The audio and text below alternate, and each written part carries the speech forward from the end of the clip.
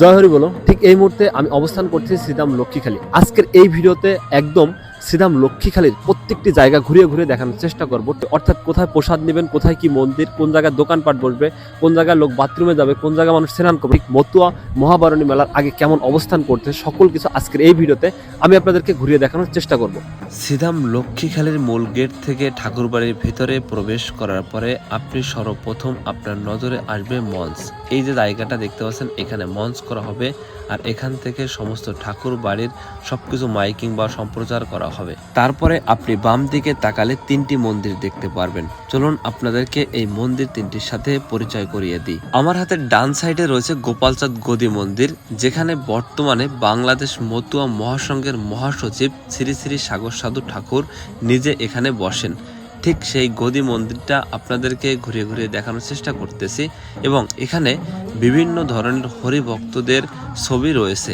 গদি মন্দিরের ঠিক সামনেই রয়েছে হরিগুরুচাঁদ মন্দির। ঠিক এই মন্দিরটার ভিতরে আমি এখন প্রবেশ করতেছি এবং আপনাদেরকে সকল কিছু দেখাতে চলেছি। এখানে রয়েছে ভক্তদের জন্য প্রসাদ তৈরি করার জন্য বস্তা ভর্তি চাল এখানে রাখা হয়েছে এবং এখানে বর্তমানে রঙের কাজ চলমান রয়েছে।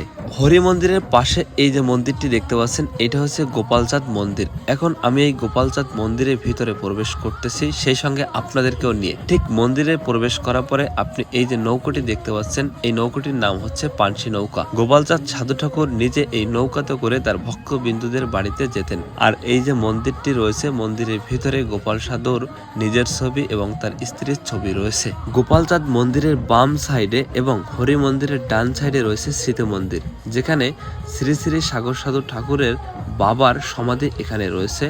আরও হয়তো কারো সমাধি রয়েছে, আমার সঠিক জানা নেই। হরি মন্দিরের পেছনেই রয়েছে ইলেকট্রিশিয়ানদের রুম, যেখানে শ্রীধাম লক্ষ্মীখালীতে বিদ্যুৎ চলে যাওয়ার সাথে সাথেই জেনারেটর দিয়ে শ্রীধাম লক্ষ্মীখালীকে সম্পূর্ণ কারেন্টের লাইনগুলো আলোকিত করা হবে।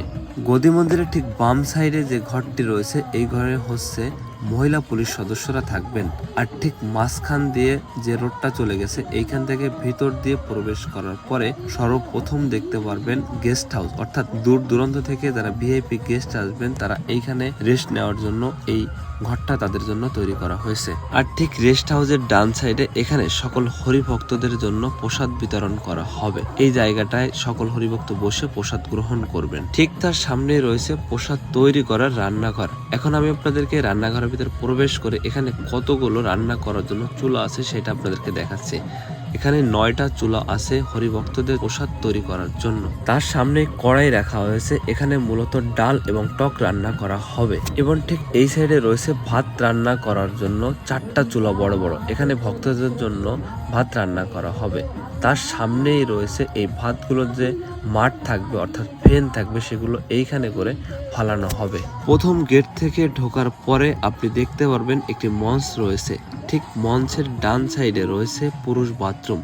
এখান থেকে সকল পুরুষ ভাই এবং বাবারা বাথরুমে যাবেন। ঠিক তার বাম সাইডে রয়েছে মহিলাদের বাথরুম অর্থাৎ মা বোনদের বাথরুম। তবে তাদের ঢোকার গেটটা কিন্তু ঠিক হরি মন্দিরের পিছন দিয়ে আসতে হবে। ঠাকুরবাড়ির মূল মাঠ প্রাঙ্গণ থেকে সামনে তাকালে আপনি দেখতে পারবেন বিশাল একটি মাঠ। এই মাঠে মূলত বারণী মেলার সময় সকল দোকানদার ভাইরা এখানে দোকান নিয়ে বসবে। একের ভিতরে আপনি সবকিছুর দোকান এই মাঠ প্রাঙ্গণে পেয়ে যাবেন। তার সামনে ওই যে গাছপালা দেখতে পাচ্ছেন, ওইখানে রয়েছে পুকুর, যেখানে সকল হরিভক্তরা স্নান করবেন। এটা হচ্ছে শ্রীধাম লক্ষ্মীখালী ঠাকুরবাড়ি পুকুর, যেখানে সকল হরিভক্তরা ত্রয়োদশীর সময় এই পুকুরে স্নান করবেন। আর এখন যে ঘাটলাটা দেখতে পাচ্ছেন, এখান থেকে সকল পুরুষ ভাই ও বাবারা স্নান করবেন। পুরুষ ঘাটলার ডান দিক থেকে একটু সামনে গেলেই মা এবং বোনদের জন্য এখানে স্নান করার জন্য আলাদা ঘাটলা রয়েছে এবং আলাদা সুব্যবস্থা রয়েছে। মাঠ প্রাঙ্গণ থেকে ঠাকুরবাড়ি ঢুকতে এই বাম সাইডের রোডটা নিয়ে একটু সামনে আসলেই দেখতে পারবেন একটি ঘর। আর এখানে পুরুষ পুলিশ সদস্য থাকবেন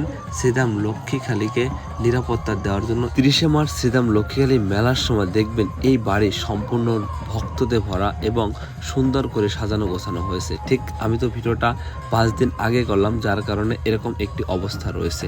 আর আজকের এই ভিডিওতে আমি যদি কোনো রকম কোনো ভুল করে থাকি, আমাকে ক্ষমা সুন্দর দৃষ্টিতে দেখবেন। জয় হরি বলো। আপনাদের সকলের সঙ্গে দেখা হবে শ্রীধাম লক্ষ্মীখালীতে 30শে মার্চ। সকলে ভালো থাকবেন এবং আমার জন্য একটু আশীর্বাদ করবেন।